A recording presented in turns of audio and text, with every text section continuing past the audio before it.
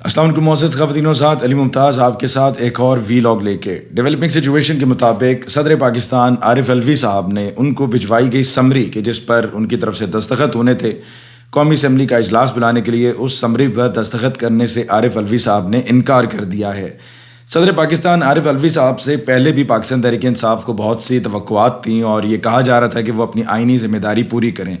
اب یہ جانتے ہیں کہ 8 فروری سن 2024 کو جو انتخابات ہوئے، ان انتخابات سے پہلے بھی پی ٹی آئی کا شکوہ تھا عارف الوی صاحب سے کہ عارف الوی صاحب کے پاس یہ اختیار حاصل ہے کہ وہ تاریخ خود بتائیں، لیکن عارف الوی صاحب نے ایسا نہیں کیا۔ جو خط لکھا تھا عارف الوی صاحب نے الیکشن کمیشن آف پاکستان کو، اس کے اندر ان کی طرف سے تجویز دی گئی تھی، حکم نہیں جاری کیا گیا تھا، اور اس پر الیکشن کمیشن آف پاکستان نے عمل نہیں کیا، اور الیکشن کمیشن آف پاکستان کا یہ کہنا تھا کہ وہ صدر پاکستان عارف الوی صاحب کے حکم کے پابند نہیں ہیں۔ پھر اس کے بعد جب یہ معاملہ سپریم کورٹ آف پاکستان میں آیا تو وہاں پر قاضی فائز عیسیٰ صاحب کی طرف سے حکم جاری کیا گیا تھا الیکشن کمیشن کے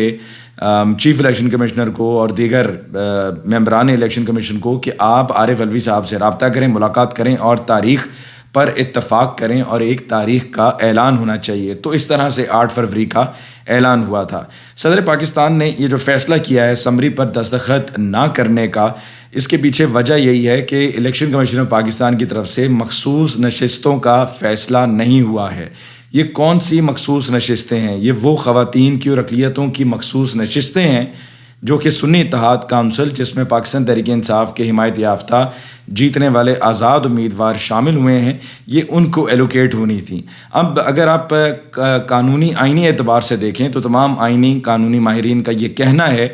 کہ اگر یہ نشستیں الاٹ نہیں ہوتی ہیں اور پی ٹی آئی کو یعنی کہ سنی اتحاد کونسل کو یہ نشستیں نہیں دی جاتی ہیں، تو جب تک یہ نشستیں نہیں دی جائیں گی یہ نشستیں خالی رہیں گی۔ یعنی کہ ایسا ہرگز نہیں ہوگا کہ چونکہ یہ سنی اتحاد کونسل کو نہیں مل رہی ہیں تو یہ نشستیں چلی جائیں پی ایم ایل این کو یا پیپلز پارٹی کو یا ایم کیو ایم پاکستان کو، کاف لیگ کو یا کسی بھی اور جماعت کو جن کے امیدوار جیت کر قومی اسمبلی میں یا کسی اور صوبائی اسمبلی میں پہنچے ہیں۔ یہی معاملہ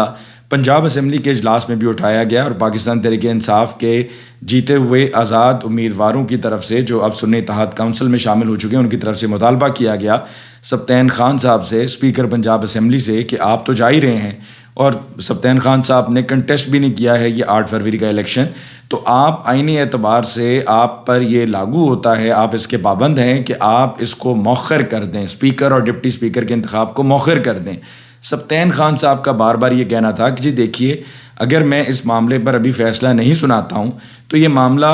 لٹک جائے گا، 10 دن ہو سکتا ہے مزید لے لے الیکشن کمیشن آف پاکستان اس پر فیصلہ سنانے میں، اور 10 روز کے بعد جب وہ فیصلہ سنائیں اور یہ کہہ دیں بالفرض کہ جی سنی اتحاد کونسل کو یہ مخصوص نشستیں نہیں مل رہی ہیں پنجاب اسمبلی کی، جن کی کل تعداد 27 بنتی، یعنی کہ 24 خواتین اور 3 اقلیتوں کو یہ سیٹ جانی ہے، اور یہ سنی اتحاد کونسل کا شیئر بنتا ہے، حصہ ان کا بنتا ہے ان کی جیتی ہوئی سیٹس کے مطابق، تو پھر اس کے بعد یہی سنی اتحاد کونسل کے ایم پی ایس جائیں گے ہائی کورٹس میں، تو یہ معاملہ تو لٹک جائے گا۔ تو لہٰذا میں اس معاملے کو مزید نہیں لٹکا سکتا، جبکہ میری نظر میں یہ ان کا اختیار تھا اور وہ اس پر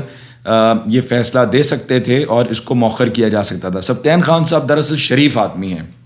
اور یہ میں طنزاً نہیں کہہ رہا ہوں، میں آپ کو حقیقت بتا رہا ہوں کہ وہ انتہائی شریف آدمی ہیں، اور سبطین خان صاحب بہت دباؤ کا شکار رہے ہیں۔ سبطین خان صاحب جو پپلا سے الیکشن میں حصہ لیتے ہیں، کنٹیسٹ کرتے ہیں، وہ اس دفعہ بھی الیکشن میں کنٹیسٹ کرنا چاہ رہے تھے، لیکن ان کو یہ کہا گیا تھا کہ اگر آپ ایک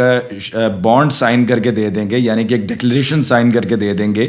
اور اس ڈکلیریشن پر آپ یہ تحریر کر کے دے دیں گے، دستخط کر کے انگوٹھا لگا کے، کہ اگر آپ جیت جاتے ہیں تو آپ کو جس پولیٹیکل پارٹی میں کہا جائے گا جا کر جوائن کرنے کو، تو آپ اس پولیٹیکل پارٹی کو جوائن کر لیں گے، جس پر پھر سبطین خان صاحب نے یہ فیصلہ کیا تھا کہ کسی اور پولیٹیکل پارٹی کو جوائن کرنے سے بہتر ہے کہ میں الیکشن ہی نہ کنٹیسٹ کروں۔ اور نہ صرف یہ کہ انہوں نے خود الیکشن کنٹیسٹ نہیں کیا، بلکہ ان کے بیٹے نے بھی الیکشن کو کنٹیسٹ نہیں کیا۔ سبطین خان صاحب اگر شریف آدمی نہیں ہیں تو اور کیا ہیں کہ ان کو بہت اچھی طرح سے یاد ہے کہ سن 2022 میں کس طرح سے حمزہ شہباز کو منتخب کروایا گیا تھا پہلی مرتبہ۔ اس وقت جو ڈپٹی اسپیکر تھے وہ کمپرومائز تھے، جن کا تعلق پاکستان تحریک انصاف سے تھا، لیکن وہ کمپرومائز تھے، اور تب بھی یہ 20 ایسے افراد تھے جو پاکستان تحریک انصاف سے دوسری طرف ڈیفیکٹ کر کے چلے گئے تھے، یعنی کہ لوٹے بن گئے تھے. تو ان کے لوٹے بننے کے بعد حمزہ شہباز وزیر اعلیٰ بنے،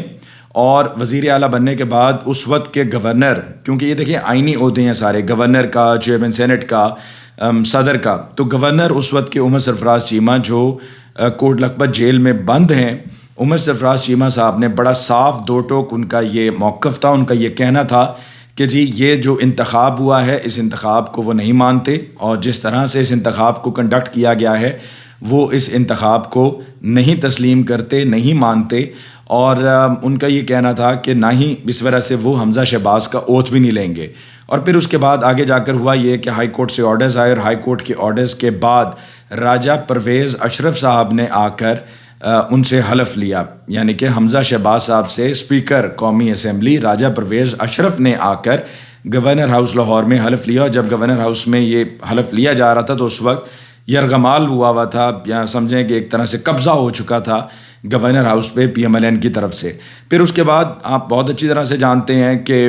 اس وقت بھی وہی ڈپٹی اسپیکر جو کمپرومائز تھے PTI کے، دوبارہ سے ان 20 نشستوں پر انتخاب ہوا. 20 نشستوں پہ جب انتخاب ہوا 2022 میں، تو ان میں سے 15 نشستیں پاکستان تحریک انصاف نے جیتیں. اور ان 15 نشستوں کے بعد جب دوبارہ سے ووٹنگ ہونی تھی، تو ووٹنگ دوبارہ ہونے کے بعد، اور یہ بھی آرڈرز عدلیہ کی طرف سے تھے کہ قائد ایوان کے لیے دوبارہ انتخاب ہوگا. تو جب دوبارہ انتخاب ہوا تو ان کی طرف سے عین موقع پر ایک خط دکھایا گیا، ایک خط لہرایا گیا کہ جی چودھری شجاعت صاحب نے یہ خط بھیجا ہے، اور ان کا یہ کہنا ہے کہ PMLQ کے جو ووٹ ہیں وہ جائیں گے حمزہ شہباز کو. اور اس طرح سے ایک دفعہ پھر ایک دھاندلا کر کے پنجاب اسمبلی میں 2022 میں ایک غیر قانونی، غیر آئینی طریقے سے حمزہ شہباز کو دوسری مرتبہ پھر وزیر اعلیٰ بنوا دیا گیا. اس فیصلے کے آتے ہی اسی دن جب یہ انتخاب ہوا تھا، اور اگر میں غلط نہیں ہوں تو یہ 22 جولائی کو ہوا تھا سن 2022 کو، تو جو PTI کے MPAs ہیں وہ اسی دن رات کو سپریم کورٹ لاہور رجسٹری چلے گئے. وہاں جا کر باہر احتجاج ہوا، پھر درخواست دائر ہوئی. اگلے دن 3 رکنی بینچ تھا، عمر عطا بندیال صاحب چیف جسٹس، جسٹس منیب اختر اور جسٹس اعجاز الاحسن صاحب، تینوں کی سربراہی میں، تینوں کی موجودگی میں سربراہی تھی عمر عطا بندیال صاحب کی. تینوں نے اس کیس کو سنا سپریم کورٹ لاہور رجسٹری میں، ہفتے کا روز تھا. اور پھر یہ فیصلہ ہوا کہ جو باقی سماعت ہے وہ پیر سے اسلام آباد میں سپریم کورٹ کی بلڈنگ میں ہو گئی. اور پھر اس طرح سے سپریم کورٹ میں اس کیس پر سماعت کرتے ہوئے فیصلہ سنایا گیا کہ یہ جو الیکشن ہوا ہے، یہ جو انتخاب ہوا ہے حمزہ شہباز کا، یہ غیر آئینی ہے. اور جو پارلیمانی پارٹی کا سربراہ ہے اس کے پاس اختیار ہوتا ہے کہ وہ یہ فیصلہ کرے کہ پارلیمانی پارٹی کے سربراہ کے فیصلے کی بنیاد پر کہ جتنے بھی MPAs ہیں یا MNAs ہیں وہ کس کو ووٹ دیتے ہیں. اور اس طرح سے پھر چودھری پرویز الہی صاحب چیف منسٹر پنجاب منتخب ہوئے تھے. تو لہٰذا یہ صورتحال بڑی واضح ہے. اور اس میں ایک اور مثال بھی میں شامل کر لوں کہ میرا تو یہی کہنا ہوگا سبطین خان صاحب سے، انتہائی شریف آدمی ہے، بار بار کہہ رہا ہوں بیکاز واقعی میں شریف آدمی ہے. اگر ان پر اتنا دباؤ نہ ہوتا اور ان کو اس طریقے سے دیوار سے نہ لگایا گیا ہوتا تو یہ اس کا سیدھا سیدھا جواب ہے